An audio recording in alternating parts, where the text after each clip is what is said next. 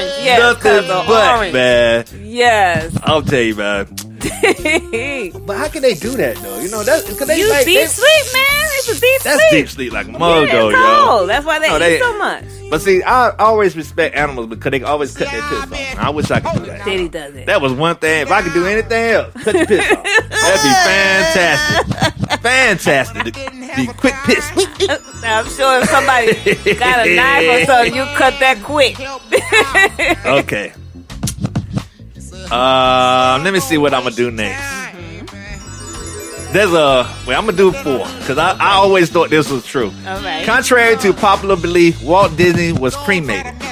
He isn't chronogenically frozen. They always say that he was frozen and they want to use it for the future and all that. Later. But they saying it's not. So I just found that. Dust, yo.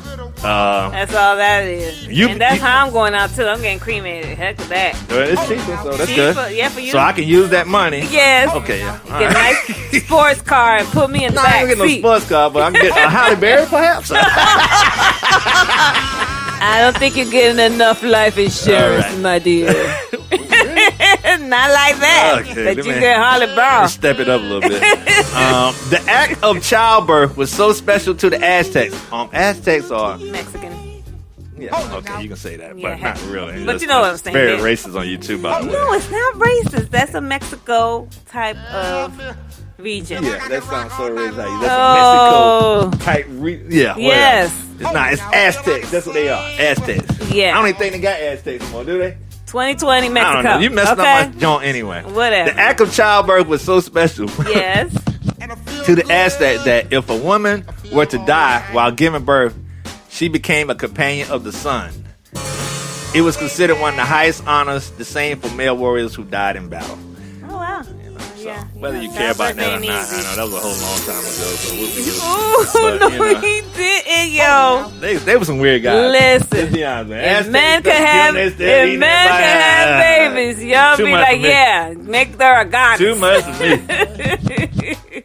Yeah, they did kill you. They sacrificed. You ain't reign. You better be in good favor with the king and the queen, because they're gonna put your ass in that volcano. Nah, I'm gonna end this on you stupid. I'm gonna end it on this. I never liked that Negro. Throw him in the way. We need some water. Yeah. All right. So, Wizard of Oz. Okay. Which we all know what it is. It's in Seattle. Judy Garland and all that. And the only reason I say that for those who's been to Seattle, it's called Elm City. While filming, now this is crazy. Okay. While filming The Wizard of Oz, the 16-year-old Julie Garland, and you remember, if you can flashback, see Julie Garland on the screen right now. Pretty. I want you to visualize this. Was put on a diet of chicken soup, coffee, and listen, ladies and gentlemen, 80 cigarettes a day. She was a smoker, yo. You heard what I just said, though? 80? 8. She was 16. Wow. Now, for losing weight? Filming this movie. This is what she was doing at 16 years old. Oh, so she was addicted to nicotine. Diet of chicken soup. I guess they were trying to get on a diet or get her down. Really? I guess. It doesn't say, but it said a diet of chicken soup, coffee, and 80 cigarettes a day. Yeesh. Ain't that crazy, man? That's a lot of Click smoking. your heels on that. So, that's your fun facts. Wow. That was good. That was a good one right there at the end. All the other stuff, the Aztec thing, I'm sorry. I'm sorry for my wife being racist like that. Oh, my goodness. Don't y'all go ahead and do no marching on us right there, because we cut your ass down out there. He is jokes. These are jokes today. No, these are all jokes. So, on that note, we're going to big up and big large everybody. Big large and JoJo for stopping through. Coming through. Checking us out, how we do it live and direct. Talk with him live and direct, y'all. We're going to do some shots and all that other good stuff. Lord. So, of course we are. Big large to mom. Big large to my sister. Yes. My niece and nephew. My child, Shala. Yeah, she just went back. She's coming back in about a month. City, yeah. I don't give out shout out to my family, mom, sister, all them in Philly. I'll come see you on the low, like around the middle of July because, you know, they don't want people from Dasan going up there. Yeah. So I'm about to do a creep mode. Big large CBD, My CBD Connection in Rolesville for the sponsorship. Thank you for that. What else we need to shout out? That's it, I think. 4th of July, stay your ass home. Stay home, don't go nowhere. Rest. Yeah, you know what I'm saying? You ain't got to do nothing. Go to ABC or your favorite liquor store of choice and get your drink You're on. not celebrating, you relax. You relax. Right? You got a day off. How about that? Yes. You want to go to work, get double time. You want to. How about that? Yes. You want to. Yes. So, on that note, we out of here.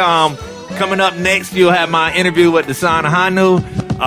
If you want to go to dasanahanu.com, check him out. And plus, listen to my interview. And of course, I'm the greatest interviewer in your neighborhood. Yes. So I want you to check it out. I want you to check out how his path from point A to point Z to he's doing poetry with the North Carolina Symphony, y'all. Fantastic. Ain't that crazy? That is fantastic. Awesome. And I remember him back in the day when we used to do shows and stuff, like, 10, 15 people up there. Look, now he up there, 2,000, 3,000 people up there with a symphony. Kicking that thing. Okay. So on that note, check us out at www.fortnite.com. Check us out at Keys for the City on Facebook. Check us out at Spreaker.com. That's SPREAKER.com/Keys for the City. Or hashtag us at Lipsticks and Bullets Podcast on any streaming site, and we'll pop up and looking fresh to death. Enjoy the interview. So, check it out. Thank you for coming. Make sure you download, subscribe, follow, do whatever you got to do. And check us out and support the movement, man, because we are your people, man. We are your neighbors, okay? We are your neighbors, and so we on love that you note, and peace. Peace and love.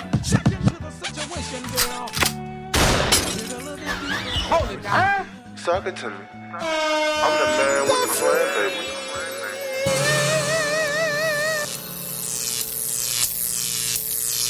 This is Cockpit, and you listen to the Lipsticks and Bullets podcast, and you listen to Dasan Ahanu, and he's going to break it down to, first of all, let me be very clear. These is one of the most humble people that you're going to see in the market. And I say market as a lack of a better word of the entertainment industry or whatever you want to say, the artist industry.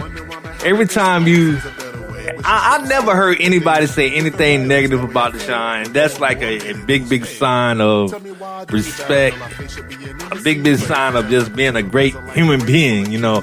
In this entertainment industry, you always have people that's, you know, you've been there, Dasan, of like so left field, and they're not humble at all. And I just want to just thank you. I mean, we got a little history together, and I'm just telling you, and seeing you just blossom, it's just like, it's fantastic, man. So, big up to you, big large to you, man. And I'm just very humbled and proud that, you know, they call you a associate of mine, that you just taking it to new levels that I be honest with, I ain't never see it go there, but man, you exploded this thing, and I'm just very proud of you, man.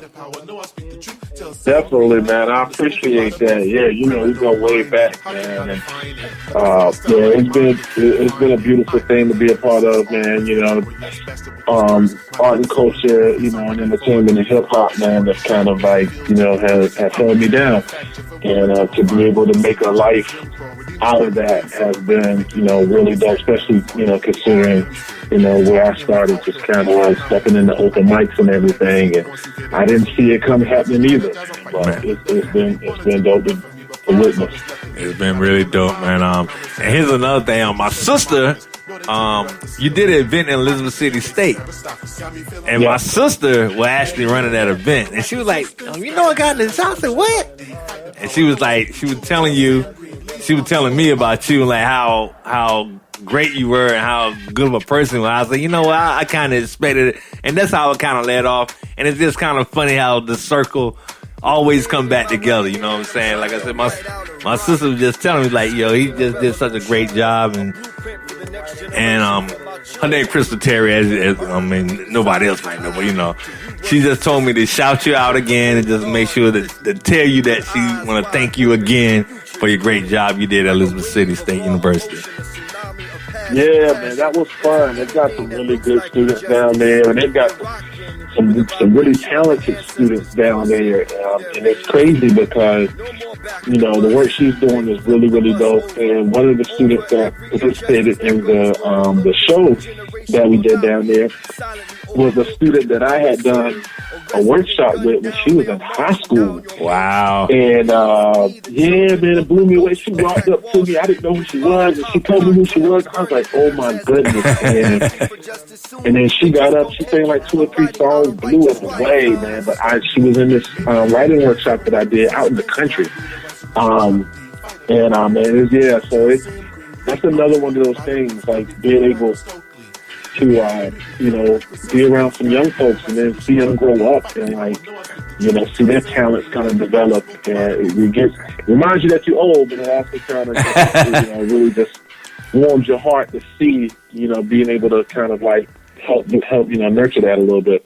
Yeah, that's dope. So let me tell you, take me back to the first time when, you were like, yo, I think I can. What interests you in poetry or basically the arts? What was the first thing that you were like, you know what? I think I might want to do this.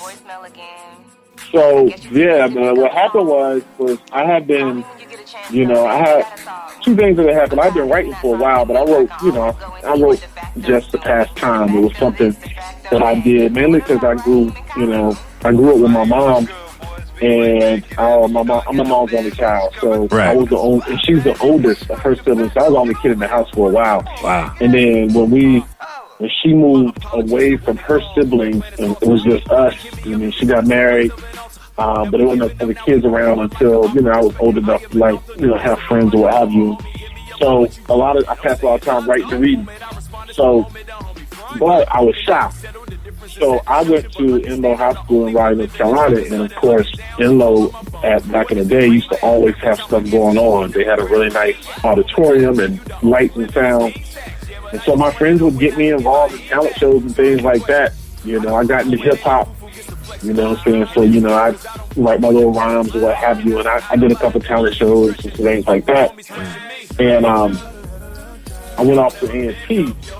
And coming home from ANC because I partied too much, I found out there was a little poetry scene happening in Raleigh. And my cousin was the one who convinced me to go. And we went to this event called The Cypher. And it was wild. Legendary. And legendary. Oh, man, it was so crazy. Yeah. You know, they would have open mic and performers. And a DJ was set. And they'd have a projector showing a black film, and like, man, it was crazy. So, right. But they also had the same folks ran a weekly open mic at this Jamaican spot downtown on Hargett Street, and they were like, we bumped into them.